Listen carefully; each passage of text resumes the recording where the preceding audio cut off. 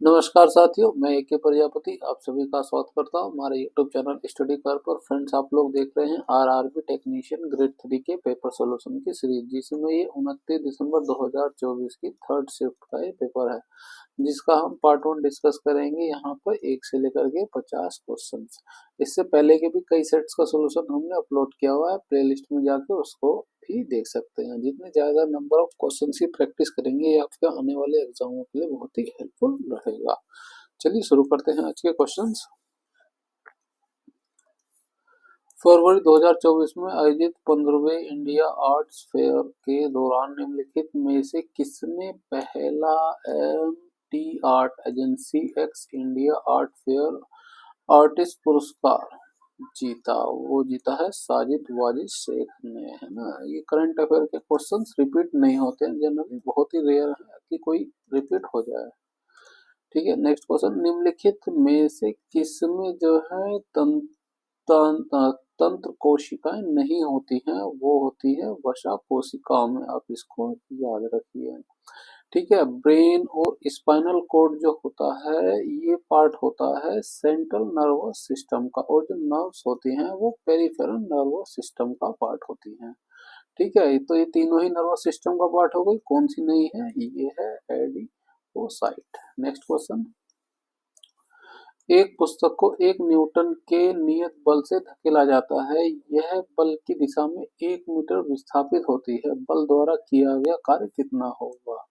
Formula क्या होता है? Work per hour force into displacement. Force कितना लग रहा है? 1 न्यूटन का, और डिस्प्लेसमेंट कितना हो रहा है? 1 मीटर का। तो 1 से 1 की गुणा करेंगे, कितना आएगा? 1 जूल। आंसर क्या हो जाएगा? पॉजिटिव का 1 जूल। पॉजिटिव क्यों होगा? क्योंकि जिस दिशा में बल लग रहा है उसी दिशा में डिस्प्लेसमेंट भी हो रहा है ना, इसलिए पॉजिटिव। क्यों? उसके बीच का एंगल, उनका एंगल हो जाएगा 0 डिग्री। यहाँ पे कोस थीटा। ठीक है, कोस थीटा की वैल्यू कितनी आएगी? प्लस का 1, तो इसलिए +1 आएगा। ऑप्शन यहाँ पे 4 करेक्ट है। Next question.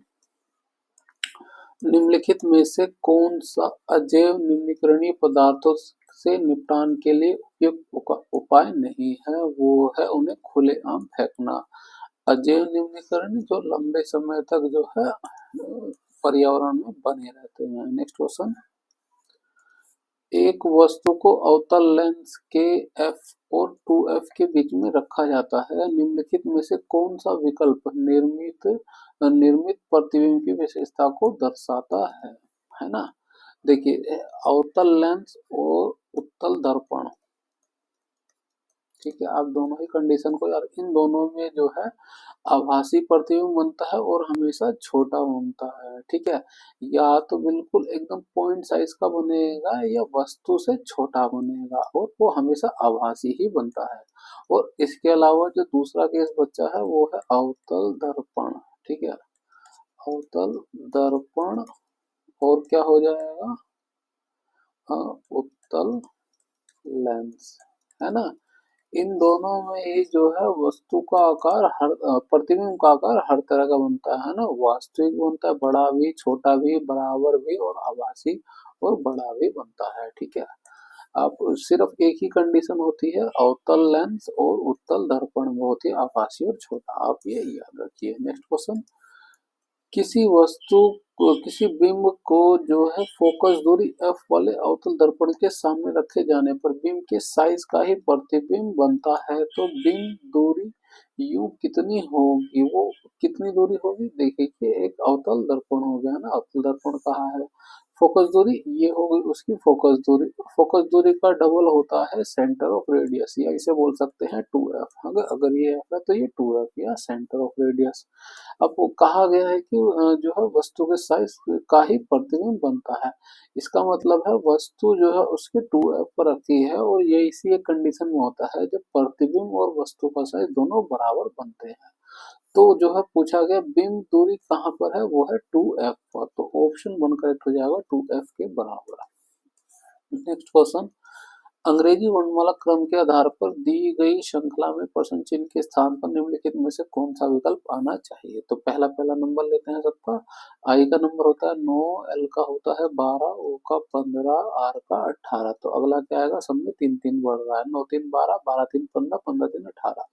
18 में तीन जोड़ देंगे 21, 21 किसका नंबर होता है, यूं। तो पहला डिजिट आएगा यूं, यूं इसमें है, यूं इसमें है। तो दूसरा डी पे चेक करते हैं, है ना। एम का नंबर होता है 13, पी का होता है 16, एस का होता है 19, वी का होता है 22। इसमें भी तीन तीन का ही इंक्रीज हो रहा है, तो 22 तीन क्या हो जाएगा 25। 25 किसका नंबर होता है, वाई का। वाई के बाद यू के बाद वाई इसमें है, तो ऑप्शन 4 हमारा करेक्ट हो जाएगा। Next question. पीयूष ग्रंथि द्वारा स्रावित वृद्धि हार्मोन्स का क्या कार्य है, सभी अंगों में वृद्धि को उत्तेजित करना। ठीक है, आप इसको याद रखिए। Next question. और जो है ये है शकरा को ये नियंत्रित कौन करता है, ये करता है इंसुलिन हार्मोन्स। ठीक है, आप इसको भी याद रखिए। Next question. अंग्रेजी वर्णमाला क्रम के आधार पर दी गई श्रृंखला में प्रश्न चिन्ह के स्थान पर निम्नलिखित में से कौन सा विकल्प आना चाहिए। ठीक है, पहला डिजिट क्या है, ओ का नंबर होता है 15, क्यू का होता है 17, एस का 19, यू का 21। तो यहाँ पे दो दो बढ़ रहा है ना, तो 21 में दो जोड़ देंगे 23। 23 किसका नंबर होता है, डब्लू का। तो डब्लू इसमें है, डब्लू इसमें है, तो दूसरा डिजिट में हमें चेक करना पड़ेगा। आर का नंबर होता है 18, पी टी का होता है 20, सी पी का होता है 22, एक्स का होता है 24। तो यहाँ पे भी दो दो बढ़ रहा है, 22 और दो क्या हो जाएगा 26। 26 किसका होता है, ये होता है जेड का। डब्लू के बाद आएगा जेड, किस में आ रहा है, ऑप्शन 3 में, ये करेक्ट हो जाएगा। Next question. दिए गए दंड आलेख का अध्ययन कीजिए और नीचे दिए गए प्रश्न का उत्तर दीजिए। प्रश्न क्या है, भारतीय, चीनी, थाई तथा विविध व्यंजन पसंद करने वाले व्यक्तियों की औसत संख्या ज्ञात कीजिए। ग्राफ में भारतीय, चीनी, थाई और विविध है ना, तो चार लोगों का एवरेज निकालने को कह रहा है। तो हम चार का एवरेज निकालेंगे कैसे। देखिए, एक तो ये हो गया कि हम इसको जोड़ें, इसको जोड़ें, इसको जोड़ें और इसको जोड़ें और फिर चार से भाग करें। ये दूसरा है कि आप एक वैल्यू मान लीजिए अपनी तरफ से। मैंने मान लिया कि इसका औसत है 5,000। ठीक है, तो ये 5,000 से कितना अधिक है, 1,000। ये कितना अधिक है, 500। ठीक है, ये कितना कम है, ये है 1,500 कम है। ठीक है, तो ये माइनस के साथ, ये कितना अधिक है, ये 1,500 अधिक है। ठीक है, तो अब इन सबको जोड़ देते हैं, जो अधिक अधिक आया, तो इससे ये कैंसिल हो जाएगा। इन दोनों को जोड़ने कितना आएगा, ये 1,500। ठीक है, ये 1,500 आया प्लस का, है ना। चार का है तो चार से भाग कर देंगे, भाग करें तो क्या हो जाएगा, ये 4 तिया 12। ठीक है, 3 जीरो बचेगा, 7 चौक 28, 2 जीरो बचे, 4 पंचे 20, 375 ये एक्स्ट्रा आया। हमने माना था 5,000, तो उसमें ये इसको जोड़ दें, कितना हो जाएगा 5375। एवरेज क्या निकल गया, ऑप्शन 1 करेक्ट हो जाएगा, 5375। Next question. पेरिस 2024 ओलंपिक के लिए निम्नलिखित में से कौन से खिलाड़ी भारत के ध्वजकों में से एक थी, वो ए शरद कमल। आप याद रखिए, करंट अफेयर्स के क्वेश्चन जल्दी रिपीट नहीं होते, तो उन पर फोकस ना ही कीजिए। दिए गए व्यंजक को सरल कीजिए। तो सबसे पहले ब्रैकेट के अंदर के सोल्व करते हैं, तो दोनों में जो है बेस समान है ना, तो ये अंश जुड़ जाएगा। दो और एक कितना हो जाएगा, तीन। तीन को, है ना, ऊपर तीन हो गया, नीचे तीन है, तीन से तीन भाग करेंगे एक, तो इस पूरे की वैल्यू है ये एक। 23 में की गुणा करेंगे आएगा 23। 23 में से 13 घटा देंगे, कितना बचेगा 10। 9 पहले से ये जुड़ जाएगा, कितना हो जाएगा 19। ऑप्शन 4 हमारा यहाँ पे करेक्ट हो जाएगा। Next question. यदि प्लस और माइनस को आपस में बदल दिया जाए, गुणा और भाग को आपस में बदल दिया जाए, तो निम्नलिखित समीकरण क्वेश्चन मार्क के स्थान पर क्या आएगा। तो प्लस किधर है, ये है, इसको माइनस कर दिया जाए और माइनस को प्लस कर दिया जाए, गुणा को भाग, तो ये भाग हो गया और ये गुणा हो जाएगा। तो भाग कर देते हैं, 7 से ये 5 बार में चला जाएगा, गुणा करते 6 दूनी 12, 5 माइनस 12 प्लस का 13, इसको इसमें से घटाएं, कितना आएगा 1 प्लस का 5 प्लस 1 कितना हो जाएगा 6। ऑप्शन जो है 1 हमारा करेक्ट हो जाएगा। Next question. 10% वार्षिक की दर पर 12,000 पर 3 वर्ष में चक्रवृद्धि ब्याज ज्ञात कीजिए जो वार्षिक रूप से संयोजित हो। तो देखिए ब्याज निकालना है, वार्षिक चक्रवृद्धि ब्याज निकालना है, तो आप इस तरह की टेबल बनाइए। ठीक है,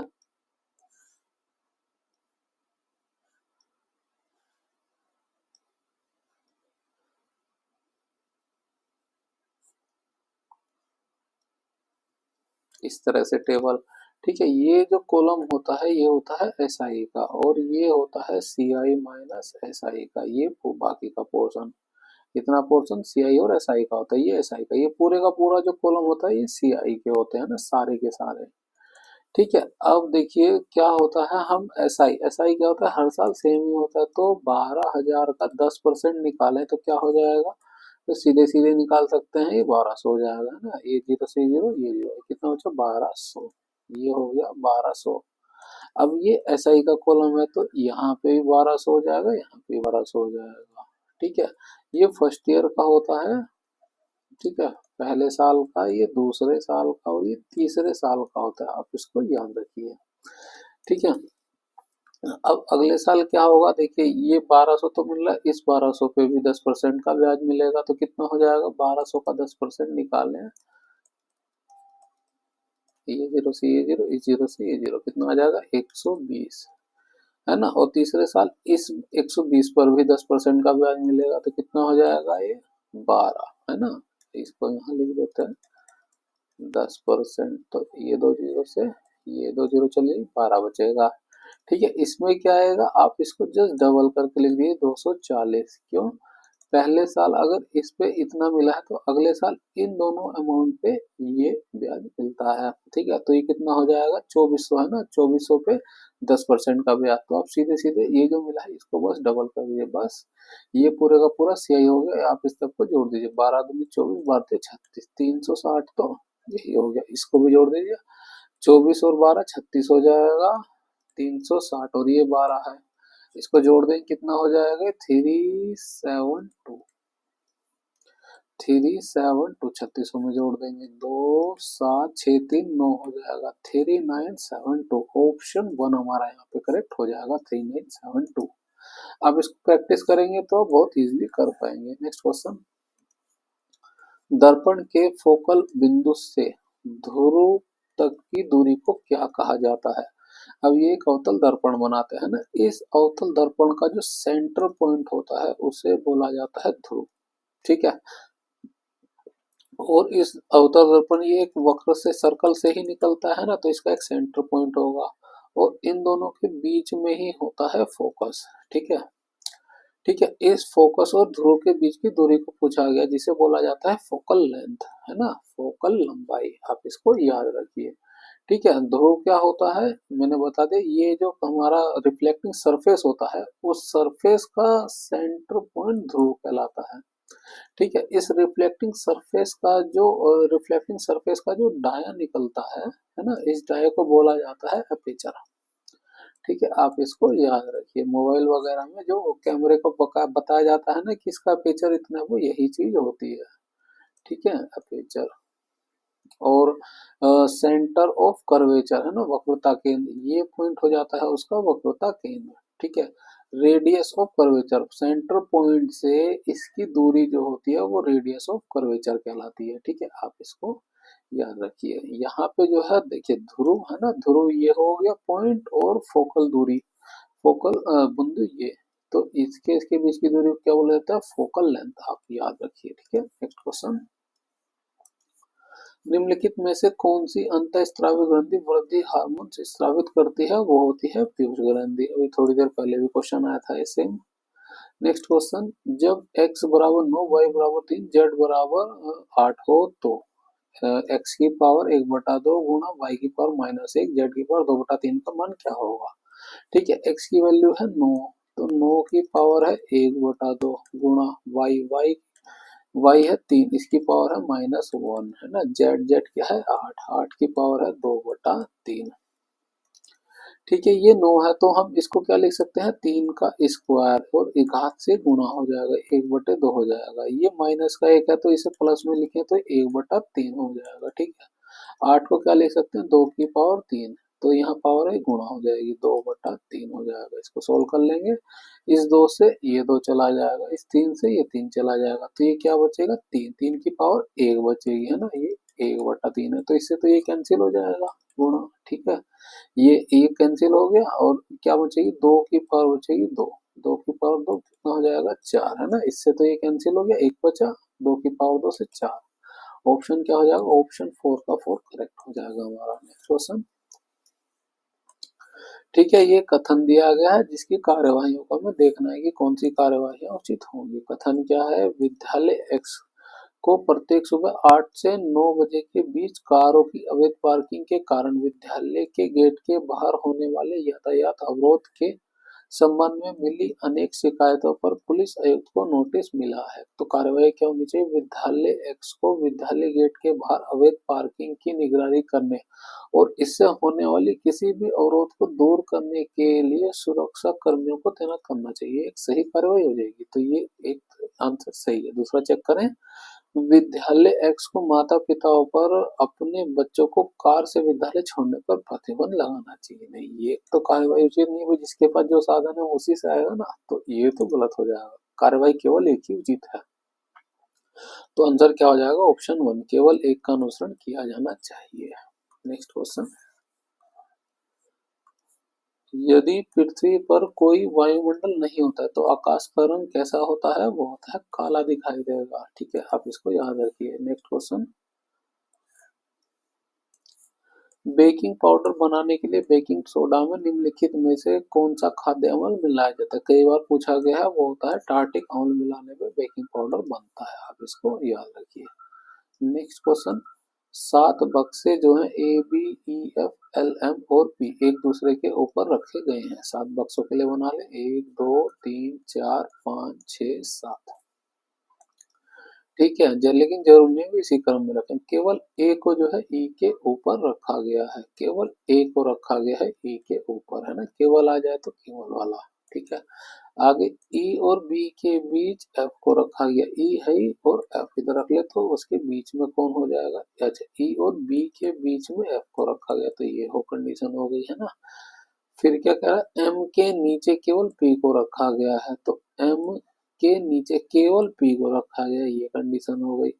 एल और पी के बीच कितने बक्से रखे गए हैं, ठीक है, ये पूछा गया। एल और पी के बीच में खाली जगह, एल कहीं नहीं है तो ये खाली जगह जो है एल की है। अब पूछा गया एल और पी के बीच में कितने बक्से हैं, वो है केवल एक, वो है एम। अगर पूछा जाता कौन रखा गया तो एम हो जाता है, यहाँ संख्या पूछी है तो कितनी है, एक, ठीक है। नेक्स्ट क्वेश्चन, यदि ए का अर्थ भाग है, ए कहाँ पे है, ये हो गया भाग, ठीक है, बी का अर्थ गुणा है, बी कहाँ पे, ये रहा, सी का अर्थ प्लस है, सी ये रहा, डी का अर्थ माइनस है, ये माइनस हो गया, तो निम्नलिखित समीकरण प्रश्न चिन्ह के स्थान पर क्या आएगा, ठीक है, तो इसे सोल्व कर लीजिए। पहले भाग कर दे, 3 से भाग करेंगे 8 बार में चला जाएगा, 8 की 8 से गुणा करें कितना हो जाएगा, 64, माइनस था 5, है ना, ये -5 हो गया और उससे पहले प्लस आएगा, प्लस का 16, ठीक है, जोड़ देंगे कितना हो जाएगा, 6 4 10 हो जाएगा, 6 4 10 और हासिल हो गया एक, 6 और एक 7 और एक 8, 80 में से 5 को घटा दें कितना हो जाएगा, 75, ऑप्शन 3 हमारा करेक्ट हो जाएगा। नेक्स्ट क्वेश्चन, साइन थीटा गुणा ब्रैकेट में है 1 प्लस कोस थीटा बटे में 1 plus cos theta minus sine square theta, है ना, और क्या है, थीटा की वैल्यू है 0 से ज्यादा और 90 से कम, निम्नलिखित विकल्पों से किसके बराबर होगा, तो यहाँ पे हम एक को क्या लिख सकते हैं, sine square theta plus cos square theta जो होता है एक होता है, ठीक है, आप इसको याद रखिए। चाहे तो आप साइन स्क्वायर थीटा की वैल्यू को भी लिख सकते हैं, क्या निकल के आएगी यहाँ से, 1 माइनस कोस स्क्वायर थीटा, है ना, जो भी आपको सही लगे। मैं यहाँ पे एक की वैल्यू को लिख देता हूँ, क्या आ जाएगी, sine square theta plus cos square theta, तो इसकी जगह पे लिख दूंगा मैं sine square theta plus cos square theta, plus में है कोस थीटा माइनस है साइन स्क्वायर थीटा, ठीक है, तो इससे ये कैंसिल हो जाएगा, यहाँ पे कोस स्क्वायर है, यहाँ पे कोस थीटा है, तो मैं एक कोस को कॉमन ले लेता हूँ, क्या बचेगा अंदर, कोस थीटा प्लस का 1, है ना। ये थी नीचे की वैल्यू, हमें सोल्व करके ये वैल्यू मिली। इसके ऊपर था 1 + cos थीटा, तो इससे ये कैंसिल हो जाएगा, तो ऊपर बच रहा है साइन थीटा और नीचे बचेगा कोस का थीटा। इसको भाग कर दे, क्या होता है, टेन थीटा होता है। तो ऑप्शन 4 हमारा यहाँ पे करेक्ट हो जाएगा। नेक्स्ट क्वेश्चन, केंद्रीय बजट 2024-25 में वित्त मंत्री ने निम्नलिखित में से किस योजना की ऋण सीमा वर्तमान 10 लाख रुपए से बढ़ाकर 20 लाख रुपए करने की घोषणा की है? वो करिए प्रधानमंत्री मुद्रा योजना की। नेक्स्ट क्वेश्चन, 5% वार्षिक साधारण ब्याज पर कोई धनराशि कितनी अवधि में स्वयं की दुगनी हो जाएगी, है ना। कोई धनराशि जो भी होती है वो खुद में 100% होती है, दुगनी हो जाएगी तो क्या हो जाएगा, 200% हो जाएगा। कैसे होगा, जब उस पर ब्याज मिलेगा, है ना, इंटरेस्ट मिलेगा। यहाँ पे साधारण तो सिंपल इंटरेस्ट 100% का इंटरेस्ट मिलेगा। सिंपल इंटरेस्ट क्या होता है, रेट गुना टाइम होता है ये, ठीक है, जो बराबर हो गया 100%। यहाँ रेट दिया है, टाइम पूछा गया, तो रेट की वैल्यू हो गई 5% गुना टाइम बराबर 100%। ठीक है, बस इसको भागो 5% से, इसको भाग करेंगे तो ये आएगा 20 बार में। तो ठीक है, टाइम कितना लगेगा, 20 साल का टाइम लगेगा। ऑप्शन 4 हमारा यहाँ पे करेक्ट हो जाएगा। नेक्स्ट क्वेश्चन, अमित और अमिता की वर्तमान आयु का अनुपात 7:5 है। ठीक है, ये हो गया 7x, है ना। अमित की होगी 7x और अमिता की हो जाएगी 5x। ठीक है, 5 वर्ष पहले अमित की आयु, 5 वर्ष पहले क्या होगी, पांच, अमित की आयु क्या है 7x, तो 5 वर्ष पहले 5 वर्ष कम हो जाएगी। ठीक है, और 5 वर्ष बाद अमिता की आयु है 5x। ठीक है, 5x, तो 5 वर्ष बाद कितनी हो जाएगी, 5 साल ज्यादा हो जाएगी। के बीच का अनुपात है 1:1, ये हो गया 1:1 का। ठीक है, अब से कितने वर्ष बाद अमित और अमिता की आयु मिलाकर 72 वर्ष हो जाएगी। ठीक है, इसको क्रॉस मल्टीप्लाई कर देंगे, एक्स की वैल्यू निकालेंगे, क्या हो जाएगा 7x माइनस के 5 बराबर क्या आएगा 5x प्लस का 5। ठीक है, इसको इधर ले जाएंगे तो ये घट जाएगा, कितना हो जाएगा 2x, ये 5 इधर जाके जुड़ जाएगा 10, भाग कर देंगे, x की वैल्यू आ जाएगी 5। ठीक है, इसको चाहे तो आप इसमें रख देते हैं, है ना। इन दोनों की, ये पूछा गया अमित और अमिता की आयु मिलाकर 72 वर्ष हो जाए। ठीक है, इन दोनों की वर्तमान आयु का आयु कितनी हो जाएगी, वर्तमान आयु का रेशो दे दिया ना 7x और 5x, तो वर्तमान आयु दोनों की आयु का योग कितना, 7 5 12x। एक्स की वैल्यू कितनी है 5, तो 12 पंचे हो जाएगा 60। ठीक है, अब दोनों की वर्तमान आयु का योग मिला 60, तो पूछा है कितने वर्ष में 72 हो जाएगी, है ना। तो कितना बढ़ रहा है 12, तो 6 दोनों की बढ़ेगी, तो 2 से भाग कर देंगे, तो 6 वर्ष जो है लगेगा। ऑप्शन 4 हमारा यहाँ पे करेक्ट हो जाएगा। भाई दोनों की आयु का योग है, तो एक की 6 वर्ष, दूसरे की भी 6 साल बढ़ेगी, है ना, तो इसलिए हमने 2 से भाग किया। नेक्स्ट क्वेश्चन, नवंबर 2024 में निम्नलिखित में से किस केंद्रीय मंत्रालय ने अमृत परंपरा नामक एक विशेष उत्सव श्रृंखला प्रस्तुत की? वो है संस्कृति मंत्रालय ने। नेक्स्ट क्वेश्चन, एक दुकानदार एक पंखे का मूल्य उसके क्रय मूल्य से जो है 12% अधिक अंकित करता है ना। क्रय मूल्य जो होता है अपने आप में वो 100% होता है, तो 12% अधिक अंकित कर रहा है, क्या है ना, अंकित करता है। अंकित मूल्य यानी मार्क प्राइस जो हो रहा है वो कितना हो जाएगा 122%, है ना। अधिक की वैल्यू जब भी बोला जाए अधिक और कम, तो 100 में से अधिक बोला जाए तो 100 में जोड़ दीजिए, कम बोला जाए तो 100 से घटा दीजिए उतनी ही वैल्यू को। ठीक है, उसके अंकित मूल्य में 15% की छूट देता है यदि वह पंखे को जो है 5185 रुपए में बेचता है, तो उसका क्रय मूल्य कितना होगा। ठीक है, ये मार्क प्राइस है, इस मार्क प्राइस पर 15% की छूट देता है, तो 15% छूट देने पर वस्तु की कीमत कितनी रह जाएगी 85% रह जाएगी, जिसकी वैल्यू दे रखी है 5185, है ना। जब वस्तु में मत कोई वस्तु मार्क प्राइस है, आपने जो है उसमें छूट देकर ही तो बेचोगे, तो वो सेलिंग प्राइस ही हो जाता है। ठीक है, तो ये बराबर हो गया इसके। और पूछा है क्रय मूल्य जो होता है हमेशा होता है 100%, जिसको मान लिया हमने x रुपए में, तो बस क्रॉस मल्टीप्लाई कर दीजिए, x की गुणा इधर हो जाएगी। इसकी गुणा इधर हो जाएगी तो क्या हो जाएगा 5185 गुणा 100% बटे में आ जाएगा 122% गुणा 85%। ठीक है, इस परसेंट से ये परसेंट कैंसिल हो जाएगा, 5 से भाग करें तो ये 17 बार में चला जाएगा और ये 20 बार में चला जाएगा। ठीक है, यहाँ पे ये परसेंट है ना, परसेंट का क्या मतलब बटे में 100, तो ये 100 ऊपर चला आएगा। ठीक है, मैंने यहाँ परसेंट को हटाऊंगा तो यहाँ पे जो है 100 गुना हो जाएगा। ठीक है, इसको लिख देते हैं, यहाँ पे ये परसेंट है, इसको मैंने काटा तो ऊपर आ गया 100। ठीक है, अब इसको 2 से भाग करें ये कितना हो जाएगा 61। ठीक है, और 17 17 से भाग करें 17 तिया 51 और 0 17 पचे 85 है ना। 6 इससे भाग करें तो ये 5 बार में चला जाएगा। अब 5 यहाँ है 3 0 इधर है तो कितना हो जाएगा ये 5000।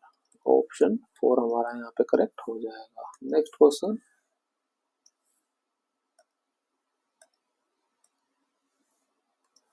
दी गई श्रृंखला को देखिए और नीचे दिए गए प्रश्न का उत्तर दीजिए। ठीक है, सभी संख्याएं केवल एक अंक की संख्याएं हैं, सभी की गिनती केवल बाएं से दाएं ओर की जानी है। उपरोक्त श्रृंखला में ऐसे कितने विषम अंक है ना, विषम अंक हैं जिनमें से प्रत्येक के ठीक पहले एक विषम है, तो विषम के पहले विषम और ठीक बाद में एक विषम है,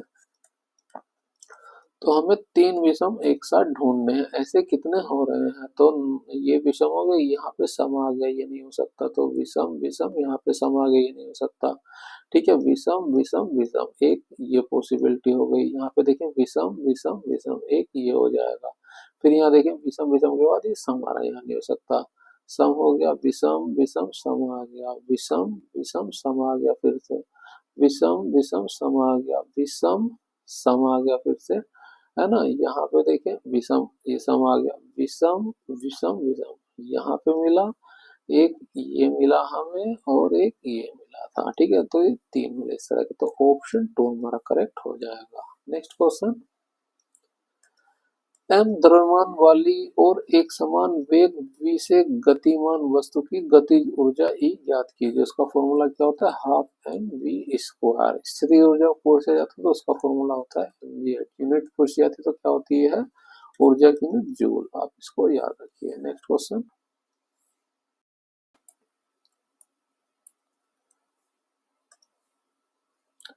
ए बी और सी एक काम को क्रम से 15 10 और 30 दिन में कर सकते हैं। ए जो है 15 दिन में कर सकता है, बी जो है उसी काम को 10 दिन में कर सकता है, सी उसी काम को 30 दिन में कर सकता है।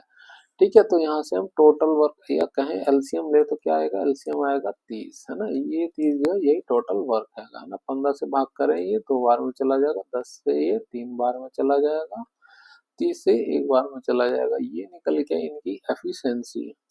ठीक है, अब ये क्या कह रहा है आगे, यदि बी और सी हर तीसरे दिन में एक के काम में सहायता करें तो ए को काम पूरा करने में कितने दिन लगेंगे, है ना। ये वो टोटल काम है जिसे पूरा करना है। अब पहले दिन ए काम करता है ना, और अगले दिन भी ए करता है, लेकिन जब तीसरा दिन होता है यहाँ लिखते हैं फर्स्ट डे ए काम करता है ना, यहाँ लिख देते हैं ये डे हो गया। तो फर्स्ट डे ए काम करता है, सेकंड डे भी ए काम करता है, लेकिन जो थर्ड डे होता है वहां पे ए बी और सी तीनों काम करते हैं। ठीक है, तो इन सब की ए की एफिशिएंसी कितनी है 2, ये पहले दिन 2 एफिशिएंसी, ए की 2 एफिशिएंसी, 2 3 और एक कितने हो गए, ये 3 3 6, 6 2 जोड़ लें कितना हो गया, ये 10 हो गया है ना। ये जो 10 एफिशिएंसी है 3 दिन काम है ना, पहला दिन दूसरा दिन तीसरा दिन, तो 3 दिन में काम किया 10 है ना। ये जो एफिशिएंसी यानी 10 दिन 10 काम किया, टोटल काम कितना करना है 30, तो इसमें 3 से गुणा कर दें कितना हो जाएगा 30, 3 की गुणा इधर भी हो जाएगी, कितना हो जाएगा 9, 9 दिन का समय लगेगा उस 30 काम को करने में। ऑप्शन 2 हमारा यहाँ पे करेक्ट हो जाएगा। नेक्स्ट क्वेश्चन, रदरफोर्ड के सोने की पन्नी पर किए गए प्रयोग द्वारा निम्नलिखित में से किसकी खोज की गई थी, वो की गई थी नाभिक की। नेक्स्ट क्वेश्चन, एक विद्युत बल्ब के तंतु द्वारा 5 मिनट तक 1 एम्पीयर विद्युत धारा प्रवाहित की जाती है, तो परिपथ में प्रवाहित होने वाली विद्युत आवेश की मात्रा क्या होगी? विद्युत आवेश की मात्रा निकालनी है, फॉर्मूला क्या होता है? Q बराबर आई टी। आई क्या है? धारा। धारा कितनी है? 1 एम्पीयर। ये हो गया। टाइम, टाइम कितना दिया? मिनट में, हम लिखते हैं सेकंड में, ठीक है।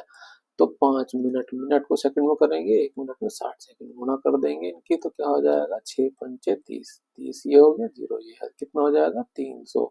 300 क्या? कूलम। आवेश की मात्रा कूलम होती है। अब इसको याद रखिए, ऑप्शन 1 हमारा यहाँ पे करेक्ट हो जाएगा। नेक्स्ट क्वेश्चन, विलयनों के बारे में निम्नलिखित में से कौन सा कथन सही है? देखिए, जो विलयन होता है उसमें दो चीजें होती हैं, एक होता है विलायक और दूसरा होता है विलय, है ना। विलय कम मात्रा में होता है और विलायक होता है अधिक मात्रा में। विलय क्या होता है? जैसे चीनी है ना, जो इसमें घुलेगी विलायक में, है ना। जैसे ये मान लीजिए, ये विलायक क्या हो जाएगा? पानी हो जाएगा, और विलय हो जाएगा चीनी, है ना। तो चीनी कम ही डालोगे, पानी ज्यादा रहेगा, उसमें चीनी डालोगे वो घुल जाएगी, है ना। तो ये विलय हमेशा कम ही मात्रा में रहता है। आगे चेक करें, आंसर क्या हो? किसी विलयन की सांद्रता केवल धनवान प्रतिशत के रूप में व्यक्त की जा सकती है? नहीं, चाहे धन में भी कर सकते हैं, तो ये बात गलत हो जाएगी। विलयन एक विषमांगी मिश्रण होता है? नहीं, देखिए तो पूरी तरह से घुल जाता है, तो ये एक समांगी मिश्रण होता है, ये गलत हो जाएगा। सरल निस्पंदन के प्रयोग से विलयनों को पृथक किया जा सकता है? नहीं, है ना। सरल निस्पंदन जैसे छानना वगैरह हो गया, तो उससे नहीं पृथक किया जा सकता है, तो ये बात भी गलत हो जाएगी। विलयन में विलायक की तुलना में विलय अल्प मात्रा में उपस्थित होता है, ये बात बिल्कुल सही है ना। विलयन में विलायक की तुलना में विलायक अधिक मात्रा में होता है और विलय कम मात्रा में होता है, अल्प मात्रा में उपस्थित होता है। ऑप्शन 4 हमारा करेक्ट हो जाएगा। नेक्स्ट क्वेश्चन, परमाणु ऊर्जा के क्षेत्र में विज्ञान श्री पुरस्कार से सम्मानित डॉक्टर आवेश कुमार त्यागी 1 नवंबर 2024 तक की स्थिति के अनुसार निम्नलिखित में किस संस्थान से संबंधित है? वो है भाभा परमाणु अनुसंधान केंद्र, मुंबई। नेक्स्ट क्वेश्चन, विस्थापन अभिक्रिया में वह मुख्य कारक क्या है जो ये निर्धारित करते हैं कि कौन सी अधिक अभिक्रियाशील धातु अपने यौगिक में से कम अभिक्रियाशील धातु को विस्थापित करेगी? वो है अभिक्रियाशील श्रृंखला में धातुओं की स्थिति। आप इस सीरीज को याद रखिए ना। सबसे ऊपर कौन सा आता है? पोटेशियम, ठीक है। और सबसे नीचे क्या आता है? वो होता है गोल्ड, सोना, ठीक है। और सोना ये मुक्त अवस्था में रह सकता है, आप इसको याद रखिए। नेक्स्ट क्वेश्चन, एक समदशभुज के प्रत्येक बाह्य कोण की माप ज्ञात कीजिए। बाह्य कोण की माप निकालनी है तो हमें इंटीरियर एंगल को निकालना पड़ेगा, जिसके लिए फॉर्मूला होता है n-2 बटे में n गुणा 180, ठीक है। n की वैल्यू क्या है? भुजाएं, है ना। यहाँ पे 10 भुज यानी 10 भुजाओं की बात होगी, तो n की वैल्यू हो जाएगी 10। यहाँ पे लिख देते हैं n क्या हो जाएगा? 10। रख देते हैं 10-2 बटे में 10 गुणा 180, इसको घटाएंगे हो जाएगा 8, 8/10, या यहीं पे भाग कर देंगे, 0 से ये 0 चली जाए, कितना हो? 8 गुणा 18। निकालना हमें बाह्य एंगल है, ये इंटीरियर एंगल निकला, तो क्या हो जाएगा? एक्सटीरियर एंगल निकालना है, क्या होता है ये? 180 माइनस इंटीरियर एंगल, ठीक है। यहाँ पे लिख देते हैं interior angle plus exterior angle बराबर होता है 180 डिग्री, आप इसको याद रखिए। तो बाह्य कोण पूछा गया है, तो हम यहाँ इंटीरियर एंगल की वैल्यू कितनी मिली? 8 गुणा 18, 180 माइनस 8 गुणा 18, 18 कॉमन ले लेंगे, क्या हो जाएगा? ये 10 हो जाएगा, 10 माइनस 8, इसको घटा दें, कितना हो जाएगा? 2। 18 गुणा 2 कितना होता है? 36। तो एक्सटीरियर एंगल कितना निकल के आया? 36 डिग्री। ऑप्शन 2 हमारा यहाँ पे करेक्ट हो जाएगा। नेक्स्ट क्वेश्चन, नीचे दिए गए कथनों और निष्कर्षों को ध्यानपूर्वक पढ़िए। आपको मानना है कि दिए गए कथन सत्य है, चाहे वे सामान्य ज्ञात तथ्यों से अलग प्रतीत होते हो। निश्चय करना है कि कौन से निष्कर्ष तार्किक रूप से दिए गए कथनों के अनुसार है। कथन क्या है? कोई दरवाजा ताला नहीं है, तो ये हो गया कोई दरवाजा जो ताला तो नहीं है, ठीक है।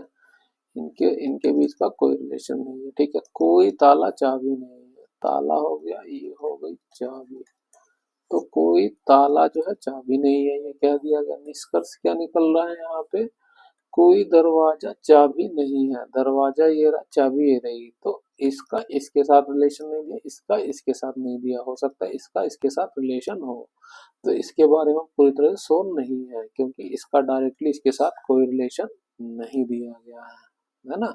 हो सकता है हो सकता है ना भी हो, तो ये बात गलत हो जाएगी निष्कर्ष में। ठीक है, कोई ताला दरवाजा नहीं है, ताला ये रहा, दरवाजा ये रहा, कोई दरवाजा ताला नहीं है, इसका मतलब कोई ताला भी दरवाजा नहीं है, तो ये बात बिल्कुल सही हो जाएगी।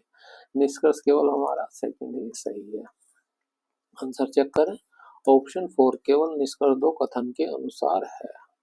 नेक्स्ट क्वेश्चन, निम्नलिखित में से कौन सा जीव बहुविखंडन दर्शाता है, वो दर्शाता है प्लाज्मोडियम, है ना। ये जो है मलेरिया रोग का वाहक होता है, मलेरिया रोग होता है इससे, इसे लेके कौन घूमता है, मादा एनाफिलिस मच्छर,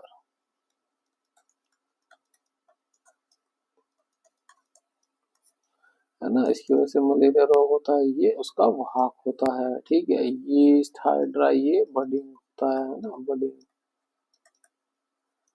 और लेशमानिया में क्या होता है, ये द्विखंडन होता है, द्विखंडन होता है ना। ये तीनों ही जो है असेक्सुअल के उदाहरण है, असेक्सुअल रिप्रोडक्शन के। ठीक है, आप इसको याद रखिए। नेक्स्ट क्वेश्चन, दिए गए विकल्पों में से त्रय का चयन कीजिए जो उसी पैटर्न का अनुसरण करते हैं जिस पैटर्न का अनुसरण दिए गए त्रय द्वारा किया है, तो मतलब समान पैटर्न का अनुसरण करते हैं। तो आप इसमें क्या लास्ट वाला चेक करिए, एस का नंबर होता है 19, टी का होता है 20, तो प्लस एक बोला यहाँ पे, एम का 13, एन का 14, प्लस एक बोल रहा है, तो बस लास्ट में यही चेक करिए प्लस वन किसमें बढ़ रहा है। ठीक है, वी का नंबर होता है 22, एक्स का होता है 24, तो यहाँ प्लस टू बढ़ रहा है, तो ये नहीं होगा।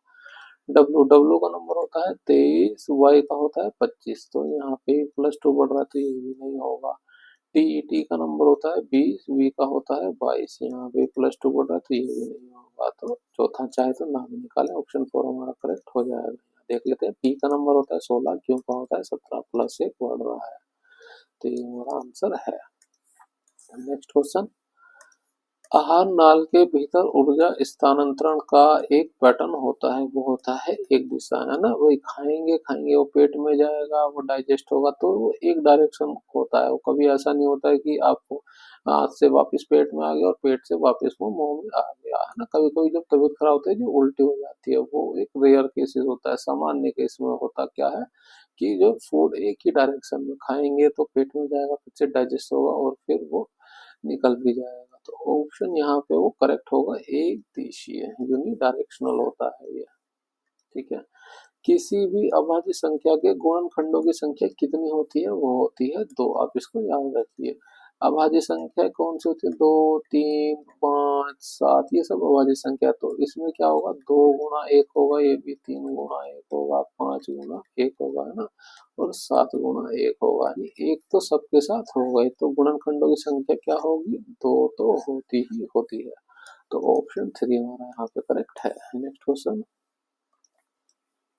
7 व्यक्ति A B C D E F और जी एक पंक्ति में उत्तर की ओर मुख करके बैठे हैं। 7 लोगों के लिए जगह बना दें, 1 2 3 4 5 6 7, है ना। ये सब उत्तर की ओर मुख करके बैठे हुए हैं। बी जो है दाएं छोर से तीसरे स्थान पर है, तो दाया छोर ये हो जाएगा पहला दूसरा तीसरा, यहाँ पे है बी।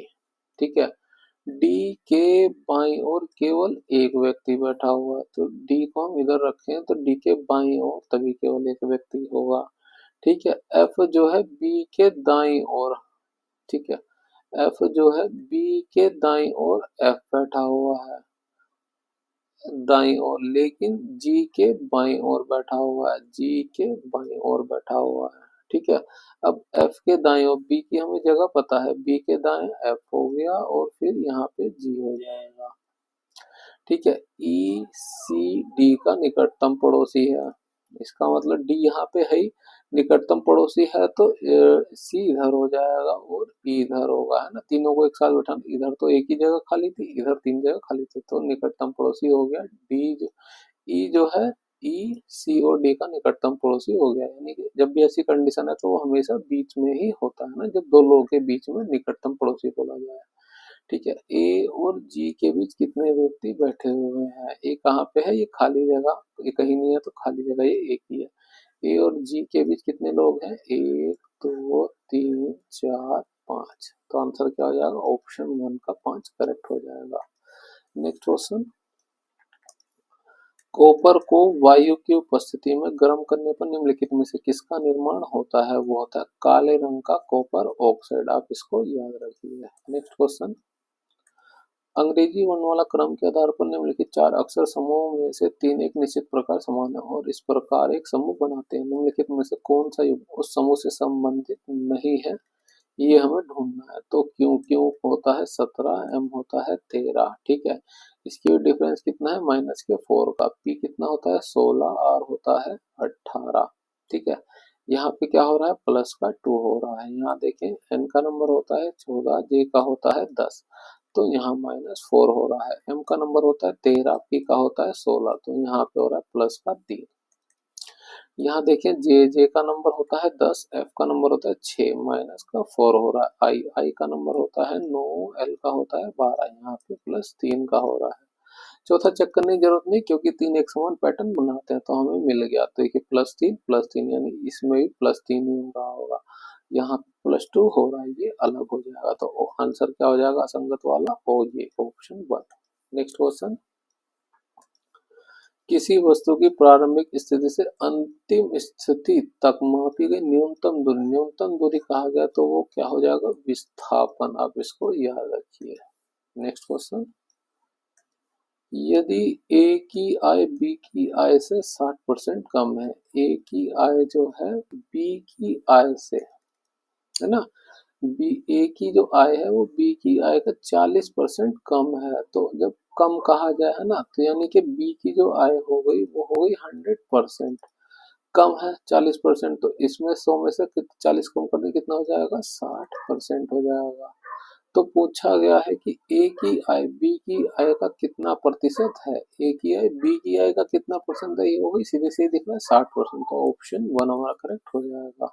ना समझ आए तो आप इन दोनों का रेशो लीजिए। 20 से भाग करेंगे 3 बार में और ये 5 बार में।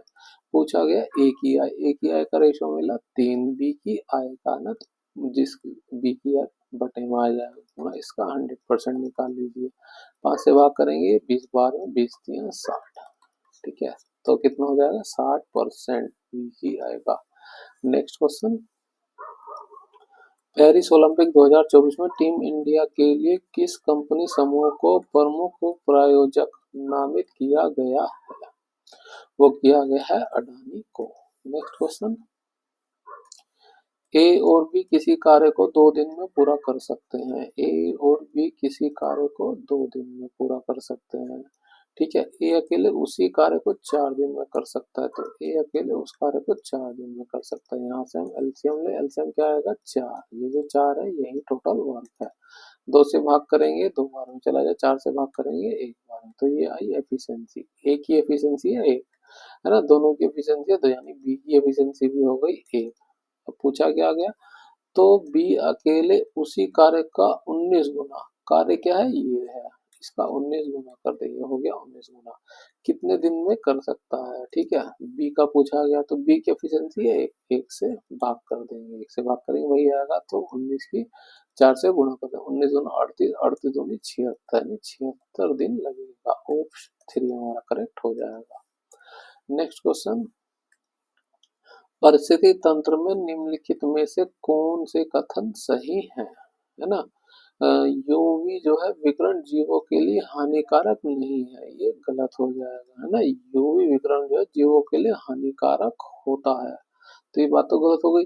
वायुमंडल में उच्च स्तरों पर ओजोन ऑक्सीजन अणु पर क्रिया करके यूवी विकिरण का एक उत्पाद है, बिल्कुल सही, है ना, ये बात बिल्कुल सही है। वायुमंडल में ओजोन की मात्रा 1980 के दशक में जो है तीव्रता से घटने लगी, ये बात बिल्कुल सही है ना। क्लोरोफ्लोरोकार्बन का बहुत इस्तेमाल होने लगा था, जिसकी वजह से जो है ये घटने लगा था। ठीक है। तो इसका आंसर क्या हो जाएगा? 2 और 3। तो यहाँ पे जो ये हिंदी ट्रांसलेशन में है इसको लिख दिया गया 1 और 2, जबकि इंग्लिश ट्रांसलेशन में ये आंसर बिल्कुल सही यहाँ पे दिया है 2 और 3।